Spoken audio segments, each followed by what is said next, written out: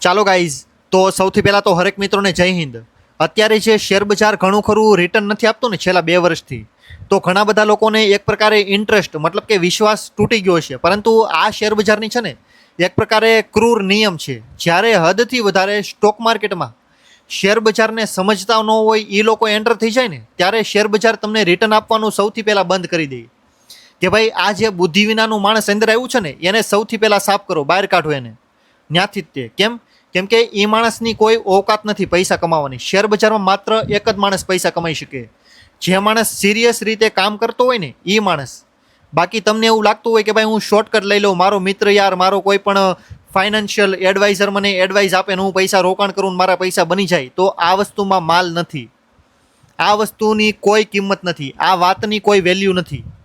તમારે જાતે શીખવાનું છે અને જાતે રોકાણ કરવાનું છે. બાકી કોક કોક કહે ને એટલા 10-20%, 20-50% રૂપિયા બનશે અને તમને કાંઈ ખબર નહીં હોય તો તમે રિસ્ક પણ લાંબુ લઈ નહીં શકો.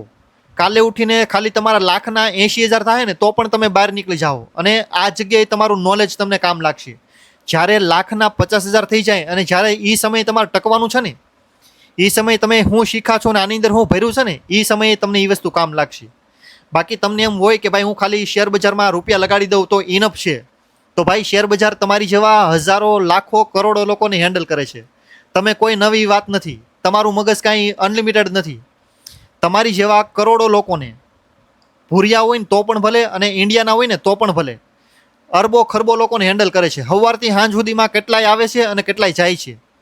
તો શેર બજારને હલકામાં ન લ્યો. તમારા માટે શેર બજાર નવું છે, શેર બજાર માટે તમે નવા નથી ભાઈ. શેર બજાર તમારી જેવાને હજારો લાખો કરોડો લોકોને હેન્ડલ કરે છે, કરવાનું છે અને હેન્ડલ કરી લીધા છે.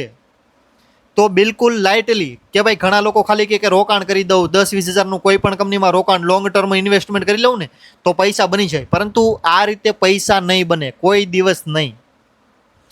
સ્ટોક માર્કેટમાં શીખવું સૌથી વધારે જરૂરી છે. કેમ કે જ્યારે તમારો લોસ થતો હશે ને તમારી આંખો સામે, તમારા રૂપિયા જે ડૂબતા દેખાતા હશે ને, લાખના 10 લાખ થાય ત્યારે તમારું એક પ્રકારે સંયમ હશે ને તૂટી જાય કે ભાઈ પૈસા કાઢી લો. કેમ? તમારી પાસે નોલેજ જ નથી, પૈસા ડૂબી જાય પાછા.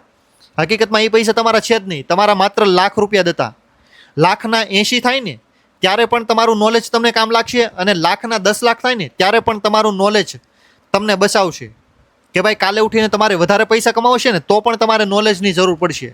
બાકી ખાલી રૂપિયા હોય ને તમને એવું લાગતું હોય કે ભાઈ મારી પાસે બહુ પૈસો છે, હું પૈસા રોકીને પૈસા બનાવી લઈ, પૈસો પૈસાને ખેંચે, આવા ડાયલોગ મારશો ને તો પૈસા તમને અંદાજો નથી. શેર બજાર કેટલો મોટો કૂવો છે ને, તમારી સંપત્તિ એકદમ વાળ બરાબર છે, એના માટે કાંઈ વેલ્યુ નથી એની. ગમે એટલા રૂપિયા હોય તમારી પાસે, પૂરેપૂરા એકદમ હાવ કચરાપોતો કરી નાખશે ભાઈ. શેર બજાર અવડી મોટી ખાણ છે એક પ્રકારે.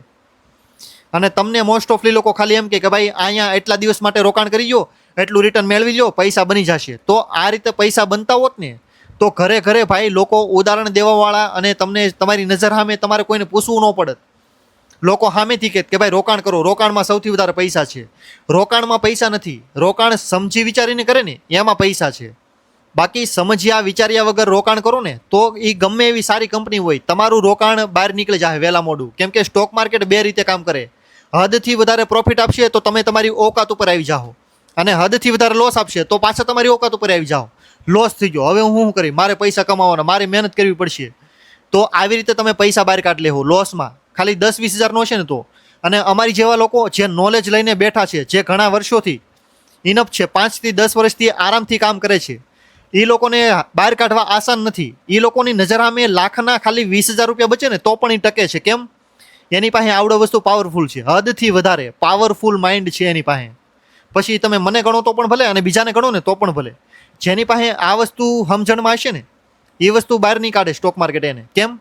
કેમ કે આ જગ્યાએ સ્ટોક માર્કેટ સરેન્ડર થઈ જાય. ઇન્ફોર્મેશન, નોલેજ, માહિતી, એજ્યુકેશન, આની સામે કોઈ પણ માણસ ટકી ન શકે. ગમે એવું હોય ને તો પણ ભલે.